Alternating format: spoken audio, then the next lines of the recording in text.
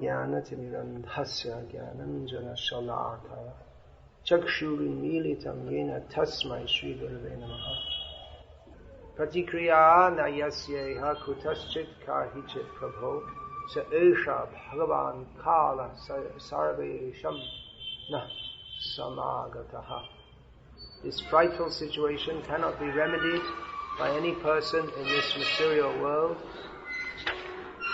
My Lord, it is the Supreme Personality of Godhead as eternal time, Kala, that has approached us all. Purport: there is no superior power which can check the cruel hands of death. No one wants to die, however acute the source of bodily sufferings may be. Even in the days of so-called scientific advancement of knowledge, there is no remedial measure either for old age or for death. Old age is the notice of the arrival of death served by cruel time, and no one can refuse to accept either summon calls or the supreme judgment of eternal time. This is explained before Dhritarashtra, because he might ask Vidura to find out some remedial measure for the imminent fearful situation, as he had ordered many times before. Before ordering, however, Vidura informed Dhritarashtra that there was no remedial measure by anyone or from any source in this material world. And because there is no such thing in the material world, death is identical with the Supreme Personality of Godhead, as it is said by the Lord Himself in the Bhagavad-gita, chapter 10, text 34, which is not cited here, but it is Mrityu Sarvaharashchaham. Death cannot be checked by anyone or from any source within this material world. Hiranyakashipu wanted to be immortal and underwent a severe type of penance by which the whole universe trembled. And Brahma himself approached him to dissuade Hiranyakashipu from such a severe type of penance. Hiranyakashipu asked Brahma to award him the blessings of immortality. But Brahma said that he himself was subject to death, even in the topmost planet, so how could he award him the benediction of immortality? So there is death even in the topmost planet of this universe, and what to speak of other planets which are far, far inferior in quality to Brahma Loka, the residing planet of Brahma. Wherever there is the influence of eternal time, there is this set of tribulations, namely birth, disease, old age and death, and all of them are invincible. Before reciting, or before speaking on Bhagavatam, I'd just like to bring to your attention that Srimad Bhagavatam, being non-different from Krishna, should be kept better than this. It should have been covered previously, so it doesn't get into such a condition like this. It's sorry to see. So please, even though you can buy a book, a new one, but we shouldn't treat the Bhagavatam like a newspaper, which you can just get a new one. Understand that this is the literary appearance of the Personality of Godhead. The subject under discussion is Vidura's speaking to Dhritarashtra. Vidura, throughout his life, often spoke strongly to Dhritarashtra. Even Vidura, when Duryodhana was born, Vidura recommended infanticide. He said that this child should be killed. He'll destroy your whole family. And later on also, several times, Vidura told Dhritarashtra to reject Duryodhana. So Vidura, Dhritarashtra was used to receiving very strong and unpleasant advice from Vidura. Throughout all his life, he had been willing to hear that, if not willing to act on it. Dhritarashtra had not rejected Vidura because of Vidura's unpleasant advice. So now again, after the death of Duryodhana, in which all that Vidura had been warning Dhritarashtra of throughout his life, throughout both of their lives, they're more or less the same age,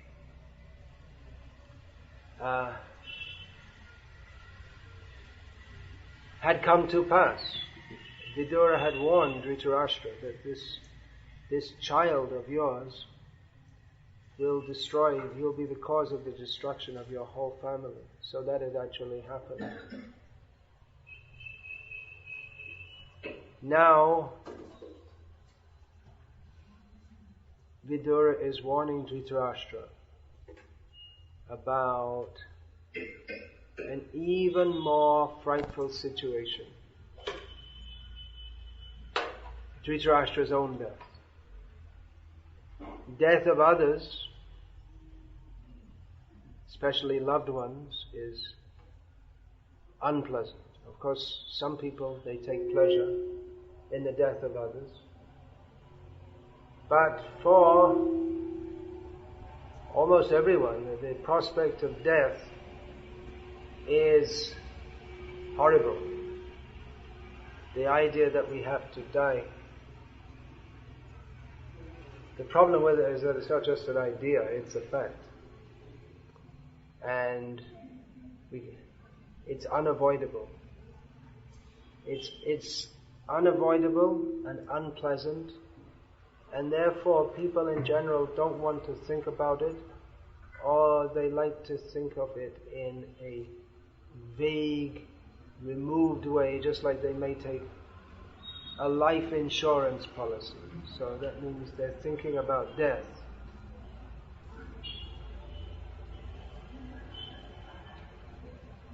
But if they were really serious about thinking about death, they'd think about a lot of other things too. Just like, why? Why is there death? Why should there be death? Why should we have to suffer death? What happens after death? Now some people, many people, they accept an answer of what happens after death, but a stupid answer.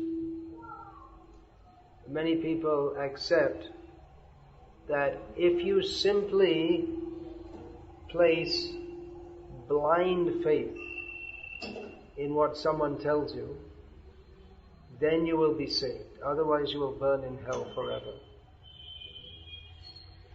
So this is a simplistic solution, or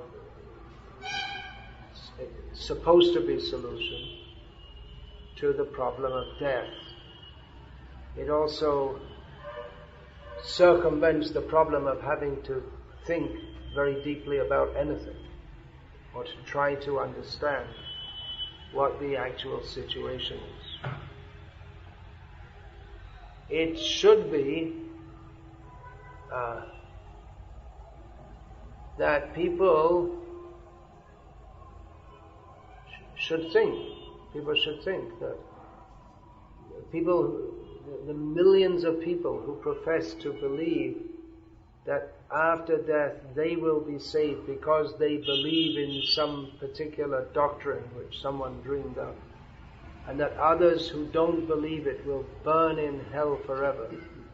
It should be that people should be more intelligent than to just accept that. We find people who are very intelligent in some ways. They write doctoral theses on various theological issues, but the basic absurdity of it, of their whole doctrine, never seems to strike them. That God, according to them, God creates living beings and those humans who don't believe in what he wants you to believe in, he sends to burn in hell forever. And if confronted with the absurdity of this, they say, well, you can't question God.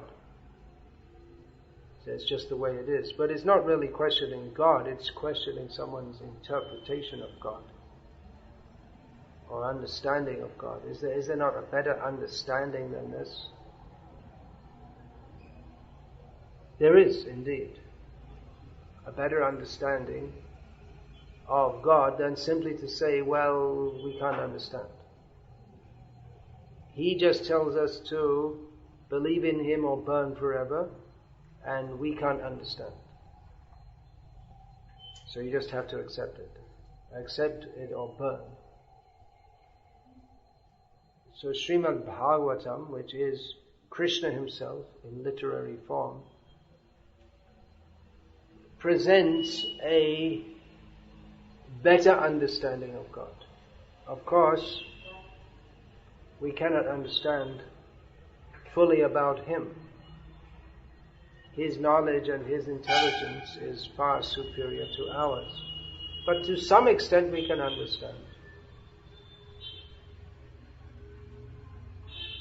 So Vidura is enlightening Dhritarashtra, so that Dhritarashtra can understand, if not the nature of God, at least the nature of the frightful situation that he, Dhritarashtra, is in. Dhritarashtra superficially accepted Krishna as the Supreme Personality of Godhead. He accepted it philosophically. But because he was attached to his demoniac sons, headed by Duryodhana, he made offense to the Pandavas, who are the dear devotees of Krishna, because Duryodhana was offense personified. As a result of that offense, Dhritarashtra, even though in his better moments Dhritarashtra had a good philosophical understanding of the nature of this world and of Krishna being the Supreme Personality of Godhead, despite his philosophical understanding, Dhritarashtra, due to bad association, was offensive, and therefore, even though at the end of life, as we shall see in the upcoming verses, Dhritarashtra left home for the sake of spiritual realization, he could not attain Krishna, but he only attained Brahman realization, which is also Krishna in one sense, because the Supreme Personality of Godhead is one. It's not that Brahman, Paramatma and Bhagavan are different, but they are different levels of realization of the same Advaya Gyan, which means undivided reality. Vadanti tattadavidas tattvam yad jnanam advayam brahmeti paramatmeti bhagavan iti shabdyate. That one undivided, indivisible, supreme reality is variously perceived as impersonal Brahman, as Paramatma, and as Bhagavan by persons on different levels of realization.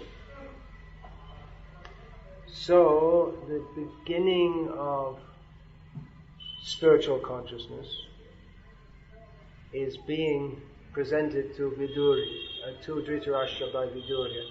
The beginning of spiritual consciousness is appropriate fear, we can say. Fear is the very nature of this material world. It is the world of fear. Bhayam dutiya niveshatasya ishadapetasya vipayo smritihi. The very nature of this world is fear. When we turn away from Krishna, we become absorbed in Krishna's external energy, which is fear-producing. So everyone in this world is afraid. Appropriate fear is to be afraid of remaining in this condition and thus not making the endeavor to get out of it. That's good kind of fear. Devotees are known as fearless because they take shelter of Krishna. But they should maintain fear of Maya. If we're not afraid of Maya, then we're in Maya. If we think that we have conquered over Maya, then we are conquered by Maya. Because we cannot conquer over Maya. We cannot conquer over anything. We're very tiny little beings. But taking shelter of Krishna, Krishna can carry us beyond the influence of Maya.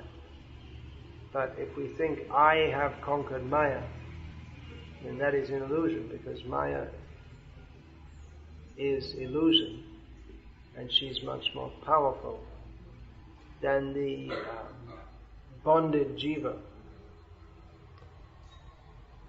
So, Maya manifests as misery, illusion. Maya means illusion, or that which is not. So there are different kinds of what is illusion? Non-reality. There are different kinds of non-reality. One kind of non-reality is that which appears to be real but which is not. And the example is given of a dream or of some magic trick. We think that we're experiencing something, but it has no factual existence. And this whole material world is like that. The whole material existence is like that. During the dream, it seems real.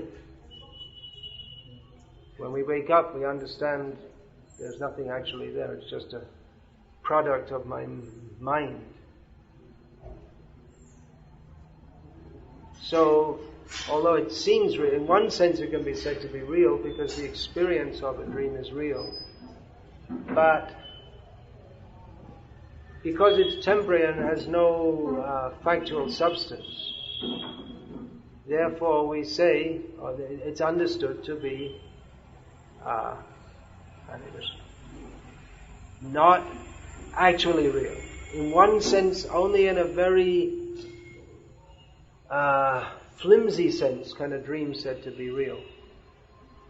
So in the same way, the whole of everything we see during this life, although it appears to be real, but because it's temporary, it has no substantial existence. The difference between a dream and the waking state is that in the waking there's enough of reality can come through, the spiritual sound can come through and direct us to be Krishna conscious and awake from this dream.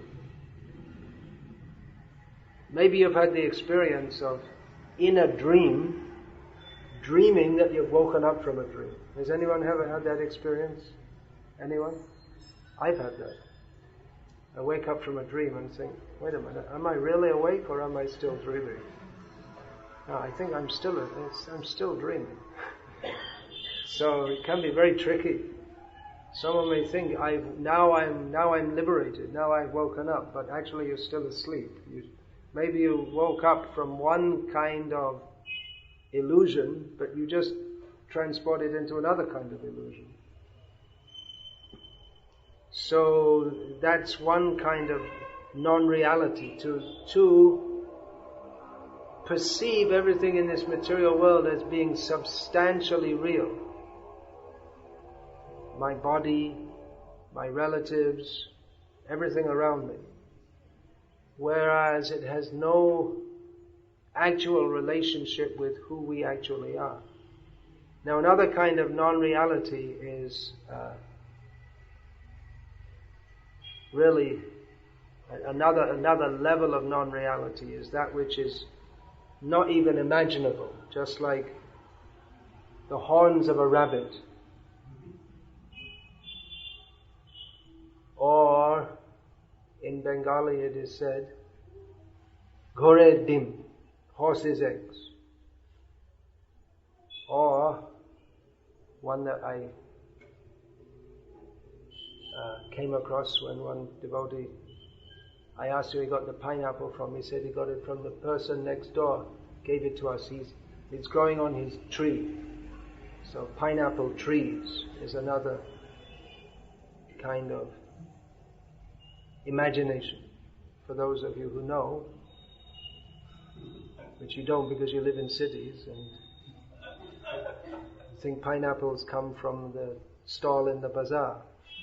So you may think there's a pineapple tree, but there's no such thing as a pineapple tree.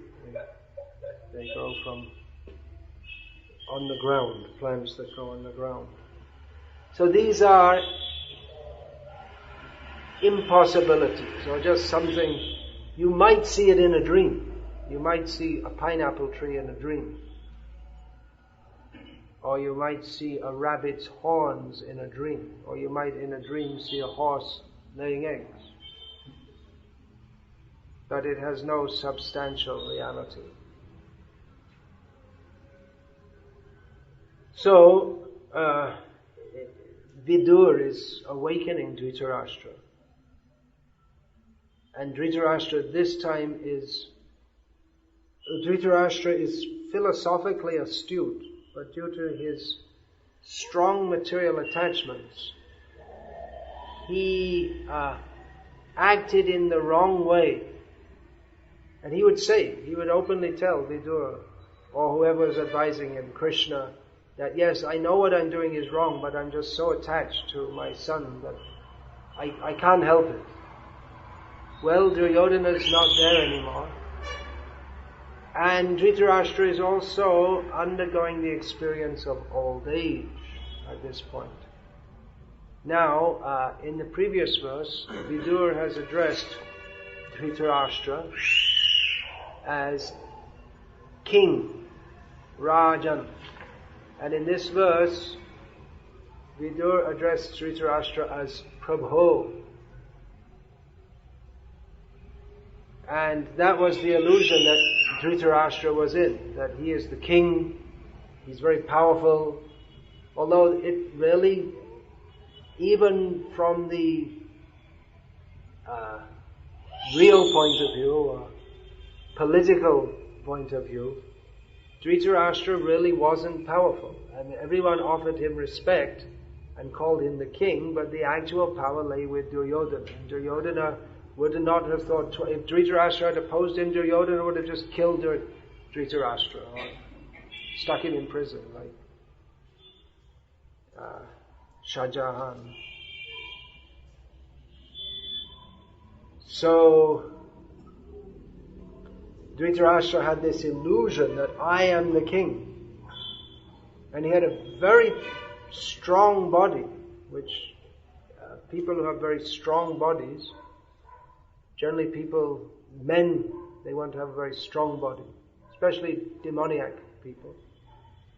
They desire very strong. People go to the gymnasiums to get a very strong body.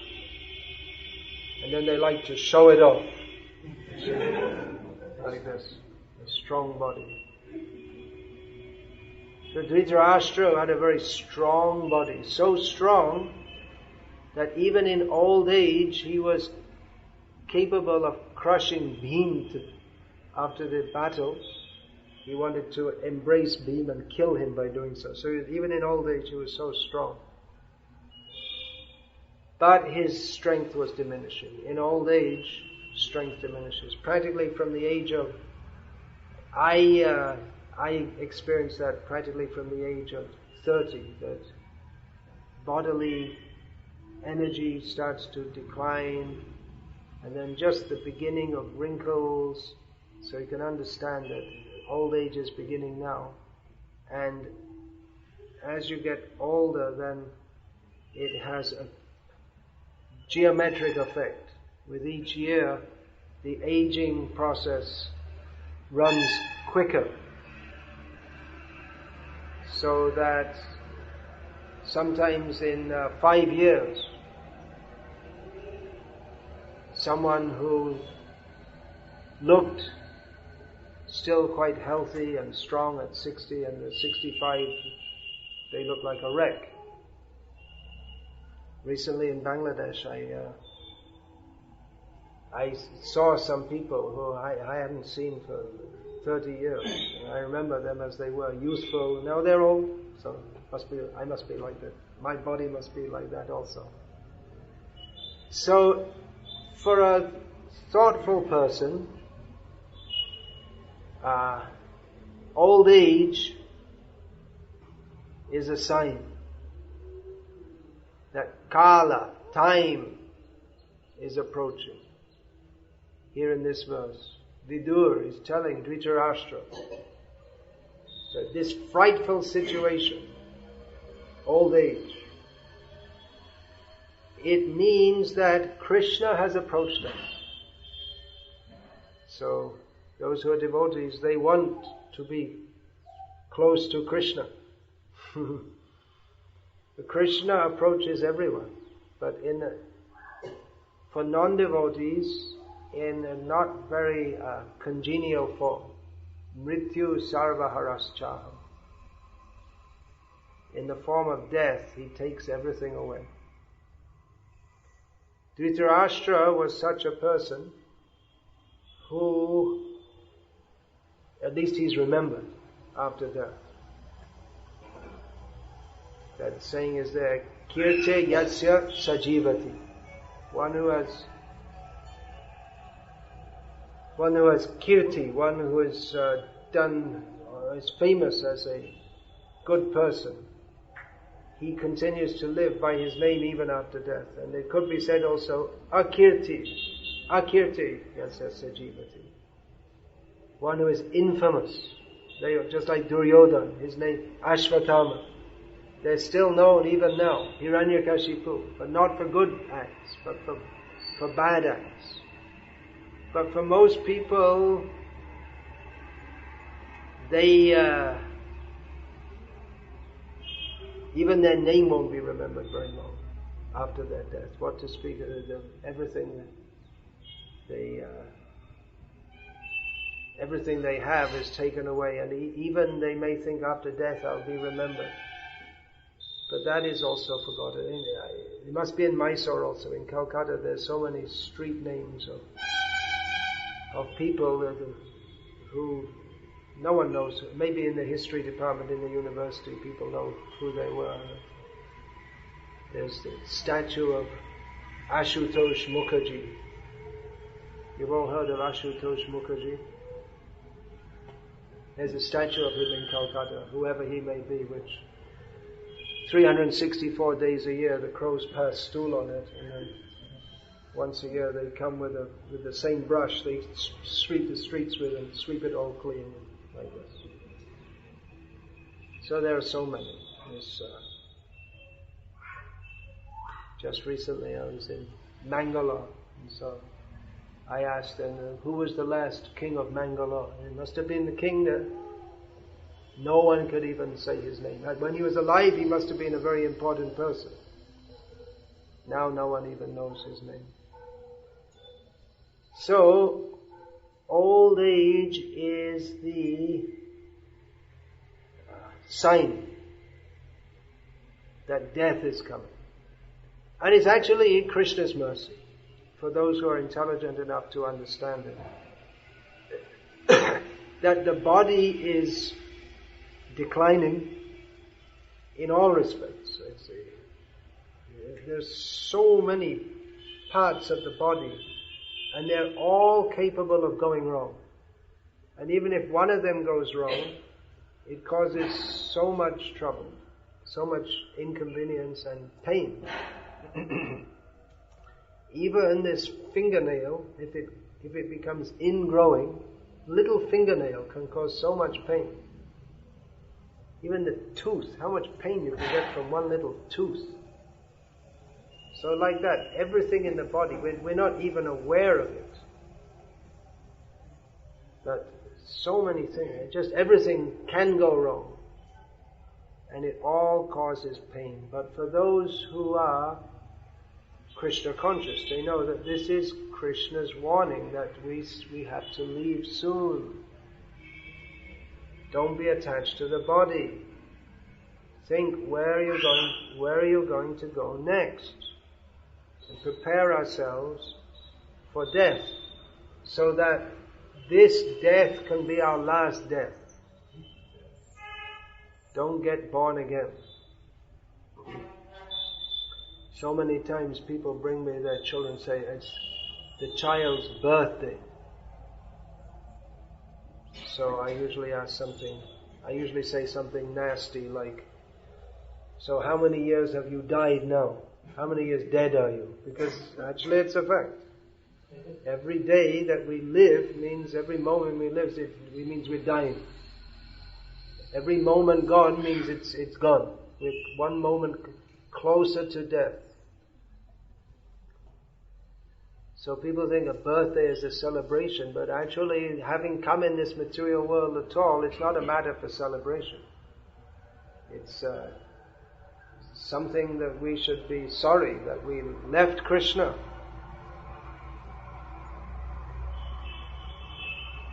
So this, it may seem like a very nasty outlook, very cruel outlook. But the fact is, as Srila Prabhupada comments in the first line of this purport, there is no superior power which can check the cruel hands of death. It's just a fact that life in this material world is punctuated by birth, death, old age and disease. They're unavoidable. And to try to make a nice situation within this material world is foolishness. To think that we can be happy in this material world, or to think that I am superior because I have more money or a university degree or something. I have more money than you. It means you are being beaten by an iron rod and I am being beaten by a golden rod. So I am superior to you, but we're all beaten by birth, death, old age and disease. Now, these are very, very serious problems. This evening I have to speak about problems. The problems are much worse than people think they are. I mean, we think well, if we could just solve the pollution problem, then we could live happily, maybe. But you can breathe fresh air, you go on breathing, and then there comes the last breath. And what's after that? That's the real problem. So Vidur is advising Dhritarashtra. Dhritarashtra, you have been a monumental fool throughout your whole life. Monumental is it's an English word. It's an adjective which means great. He's been a great fool throughout his life. Monumental is derived from the noun monument. So Dhritarashtra throughout his whole life has been like a monument. He's just like a symbol of something great, but he's actually, there's nothing there. He's not actually great. Only in his own mind he thinks he's very great. But actually, he's been a fool all his life because he never took good advice. He had the opportunity to directly associate with Krishna. He was being personally advised by one of the greatest devotees in the whole universe, one of the Dwadash Mahajan. But he preferred to remain attached, saying, well, I have attachment for my son. Even though his son was evil personified. His son had no affection for his father. His son was just utilizing or manipulating his father, but still out of foolish attachment, Dhritarashtra did the wrong thing. Janiya Shuniya Bisha Kainu. Even knowing what was right, he did the wrong thing. So what do we learn from this? Well, we could all be in the same situation as Dhritarashtra if we're not careful. That we're all fortunate enough here to be getting direction from Srimad Bhagavatam, from Srila Prabhupada. But we see that there are many who are Janiya Shuniya Bisha Kainu. They take the instruction, they hear it, they act on it, but after some time they become subservient to material desires. And they act according to their material desires, even though getting good advice. They know what is right, they know what is wrong, but still they do what is wrong. So what's the solution? How do we come out of this? Material desires are very strong, there's no doubt. So how can we overcome them and do the right thing? Well, there could be several answers to that. One is to keep good association. Without good association, we're in trouble. We have the association of Srila Prabhupada in his books. But that also, unless we associate with people who are living as Srila Prabhupada wanted us to live and committed to the principles that Srila Prabhupada taught, then even though we read Srila Prabhupada's books, we may come up with something completely different. Just like we see here in Mysore, an offshoot from Bangalore, of people who read Srila Prabhupada's books and who are committed to offending the followers of Srila Prabhupada. And from the beginning they're trained to think that their guru, who doesn't call himself a guru, is the only one who properly understands Srila Prabhupada. So there are many, you could say that's natural within this material world. There are many interpretations of Srila Prabhupada. Srila Prabhupada exhaustively explained the science of Krishna within his books. Does anyone need the light? No need to burn the light, unless you want to... Is it required to have that light on? Why have it on unnecessarily? Srila Prabhupada has exhaustively explained Bhagavad Tattva Vijnanam, the science of Krishna consciousness. But we see there are many interpretations of that, or different approaches that people take to that. So we cannot... There are those who say, well, you just read the books of Prabhupada and that's it. But we factually see how, according to different kinds of association one takes, people have different understanding of what is in the books. So, essential to have good association if we are to cross over Maya. Dulabha manava janama shatsange tarha e bhava sindhure. Always it is emphasized. That association, good association is required. Even in the when Chaitanya Mahaprabhu stated the 5 most important elements in bhakti, The first one mentioned is Sadhu Sangha. Sadhu Sangha, Nama Kirtan. The second is Nama Kirtan. Third is, anyone? Sadhu Sangha, Nama Kirtan, Bhagavad Shravan, Mathura Vas Sri Murtir Shraddhai Seva. The first is mentioned, Sadhu Sangha. Elsewhere, the Jagadananda Pandit, an associate of Chaitanya Mahaprabhu, has said, Asadhu Sange Bhai Krishna Nam Nahi Hoy, Krishna Nam Bahere Bote Tabu Nam Kabhu Nahi Hoy.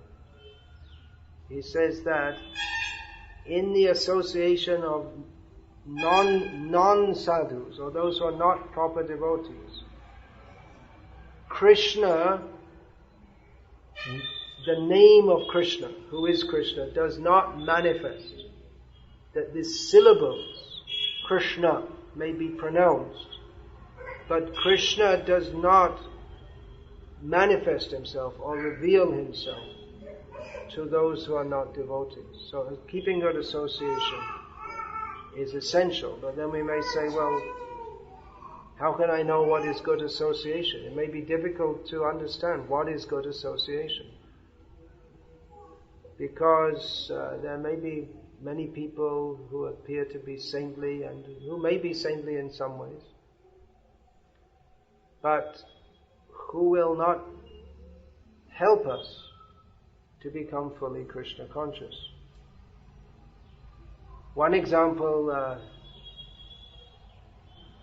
I sometimes cite is that of the previous Kanchi Shankaracharya, the Chandrasekharendra, who in Kanchi in Tamil Nadu, who in almost all respects was the ideal sadhu. He was undoubtedly very serious about spiritual life and about preserving the traditions. He was very learned and detached from this world, and he's, you could say, the ideal sadhu. There's one problem, there's a major problem, is that he's not a devotee of Krishna. He's a Mayavadi. And although he liked devotees, and he was inclined in many ways towards bhakti, but even though he had so many good qualities as a sadhu, he's not a devotee at all in the proper sense. So his association would not be helpful for us to develop pure devotional service to Krishna. So that's an example that shows that even if someone is a devotee, they may be very saintly in many ways, but if you don't get the right understanding of who Krishna is and how to approach him, then we're not going to be able to properly approach him. So sadhu sangha is essential. And also essential is to follow the basic processes of Krishna consciousness that Srila Prabhupada always stressed. Chanting 16 rounds a day, which may seem, well, that's a very ordinary thing. It's not ordinary. It's not that everyone chants 16 rounds of the Hare Krishna mantra a day. You may think, well, I don't have to chant, or don't have to take it very seriously. Maya attacks in various ways. Often we see devotees after many years in the movement, they start to think, well, I don't have to chant 16 a day. Or we may think, I don't have to rise early in the morning, and attend kirtan. We become slack in our spiritual practices, and then we are washed away by Maya. To remain strong in our spiritual practices, it's also important to keep good association. What is the meaning of good association? Well, one meaning, as I said, is to those devotees who have a clear understanding of what is Krishna consciousness. What are we here for? What is that clear understanding? You can say clear understanding, and then 200 people may give all their different 200 clear understandings. In essence, Atendriya Priti Vancha Tare Bole Kam Krishnendriya Priti Icha Dhare Premana. The desire to satisfy our own senses is called kama, material desire, lust. The desire to satisfy Krishna's senses is prema. So we should always aim to satisfy Krishna. This is the essence. And that translates in practical life in what we are doing at every moment as anukulyasya sankalpa pratikulyasya varjana. To be committed to only doing that which is favorable for advancing in Krishna consciousness, and to reject all of that which will impede our advancement in Krishna consciousness. So these go together very closely. If we don't have good association means to have a good, proper understanding of what is Krishna consciousness, and also to act in Krishna consciousness. Of course, there are many aspects of Krishna consciousness and many things to be done, but this basic commitment to rise early, chant the holy names, take Krishna prasadam only, to not pollute our consciousness with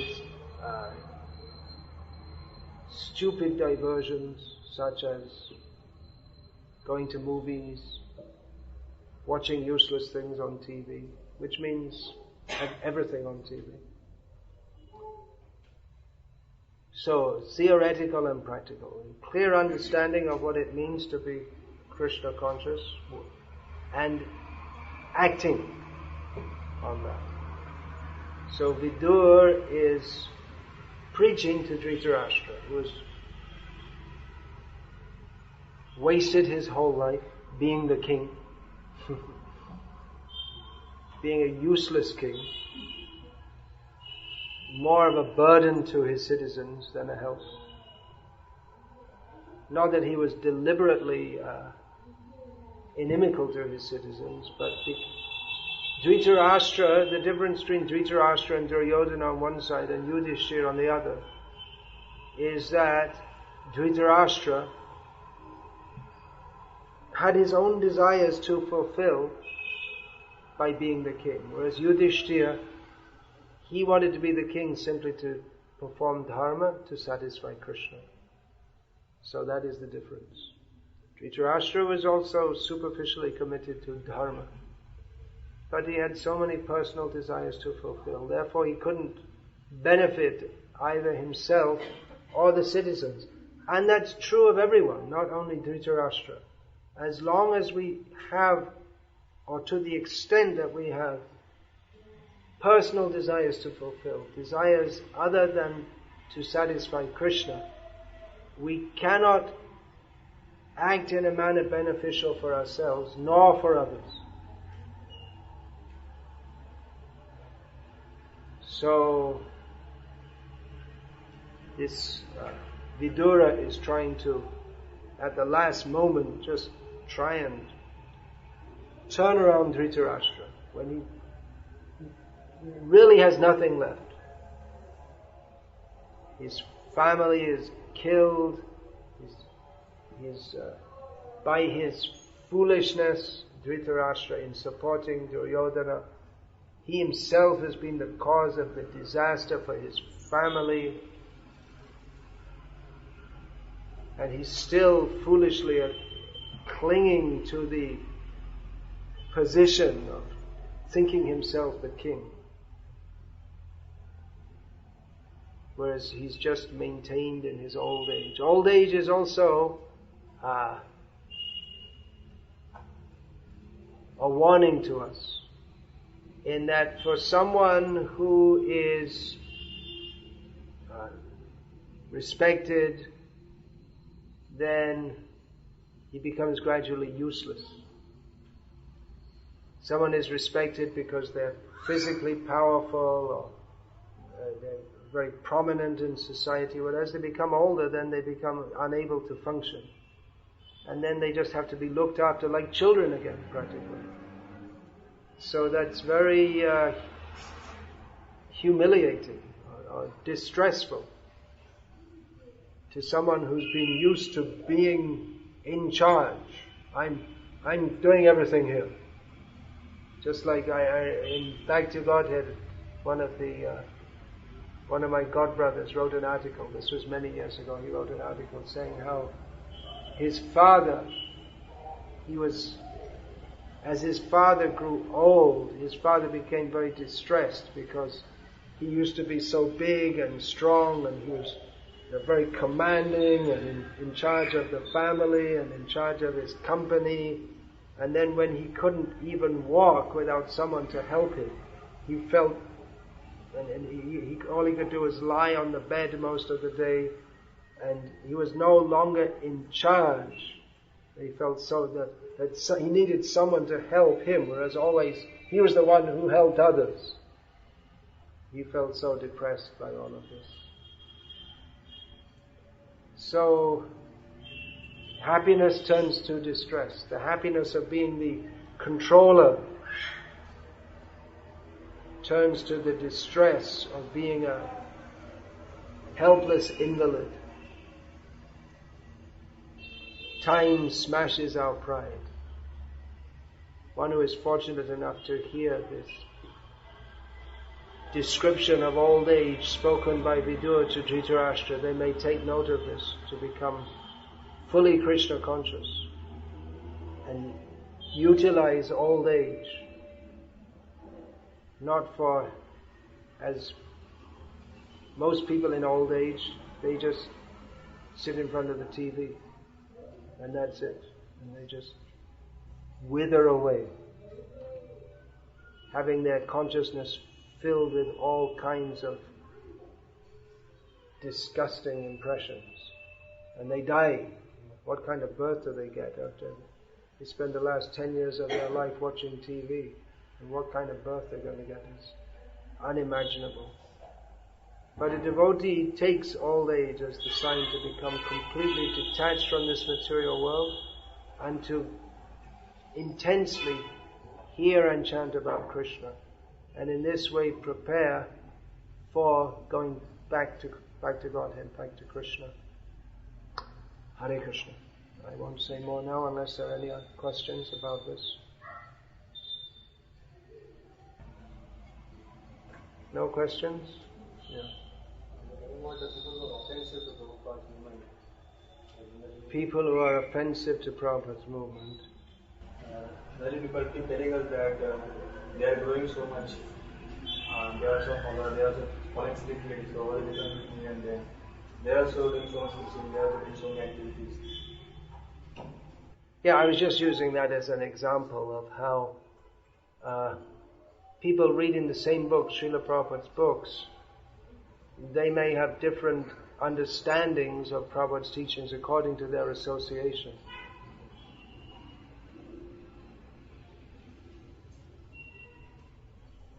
So certain people are doing much preaching, spreading, having many followers. But it has to be seen if their understanding is correct. Most people who come to Krishna consciousness, they don't come in a very intelligent manner, from what I can see. Which is not surprising, because in Kali Yuga people are not very intelligent. In the modern age it's considered intelligent to be a software engineer. But that's not very intelligent. I mean, it means you're just following the crowd, and whatever society said is good for you, you've followed that and accepted that. And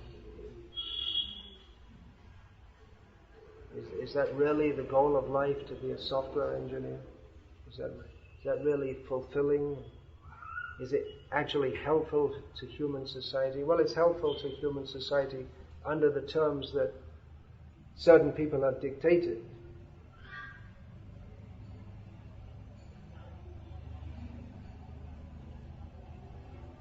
But most people come to Krishna consciousness, and of course it's understandable in the beginning stages. We don't really understand very much. And we are enjoined to hear from seniors. But it would be more intelligent and more following in the footsteps of Arjuna to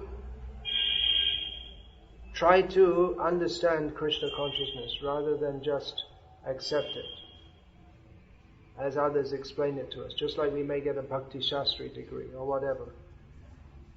That means that we have some theoretical knowledge, but how much are we actually alert and alive to understanding the principles of Krishna consciousness? I'll just give one example. One of my godbrothers, Purnachandra Goswami, who's now passed away from this world, some of his disciples were in one area of Russia where a devotee in that remote area was appointed as the regional secretary. You had this designation of regional secretary.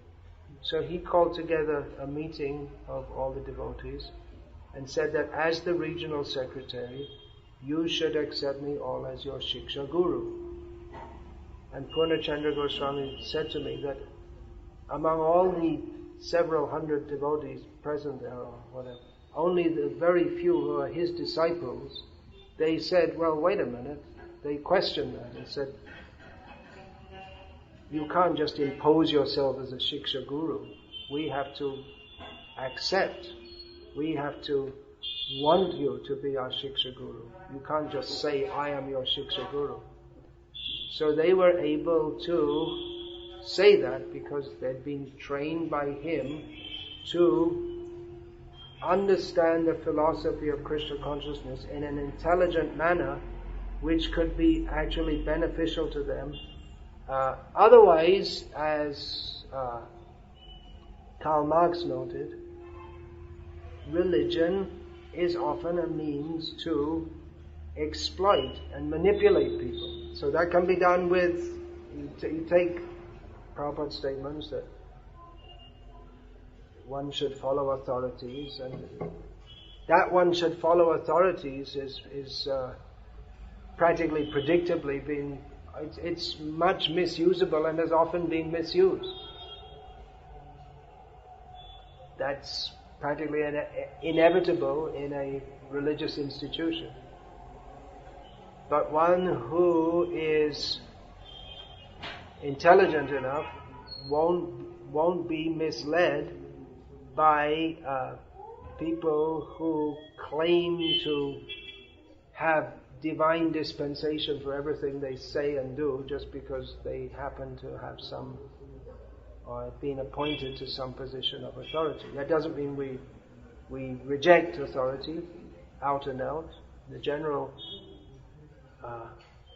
directive is to respect and follow authority, but not blindly. Blind following is problematic.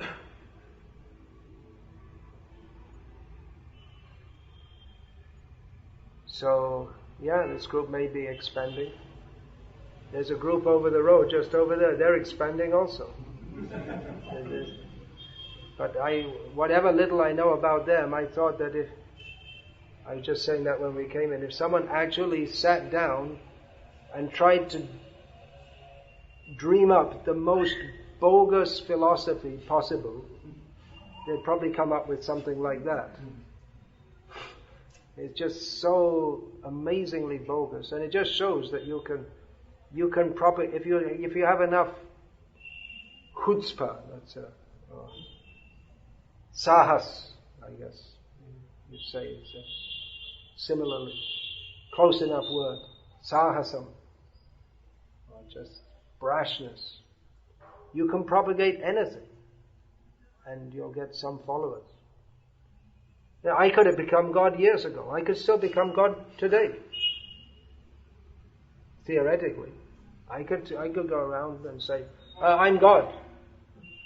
And, if you promote it enough, someone will believe you. There's just some completely insignificant life insurance corporation officer from Tamil Nadu who now many thousands of people believe that he's God. Nowadays he calls himself Kalki Avatar. He was more popular about 10 years ago, but then he became less popular when the police were after him for being after some women or something like that. But many people believe. So, just that someone's increasing doesn't necessarily mean that they're right. You have to see what their philosophy is. We shouldn't be so blind and stupid as to think that anyone who's dressed as a sadhu is a sadhu. In fact, in Kali Yuga, we should be especially careful of people dressed as sadhus. The atheists are right in that regard, but they're wrong in saying that because most of the people dressed as sadhus are not sadhus, that there are no real sadhus and there's no actuality to religion. They're also, they take it to the extreme. Then, any other questions? Question from the Ramakrishna in Bangalore. Devotee sincerely wants to follow Srila Prabhupada, but ends up following those who deviate from Srila Prabhupada's teachings. What is that fate? Those who sincerely want to follow Srila Prabhupada, but end up, following those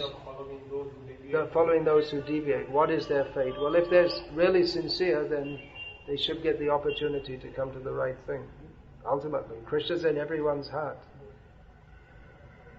So he directs us to what we want. They may have to suffer due to getting bad association. Then, anything else?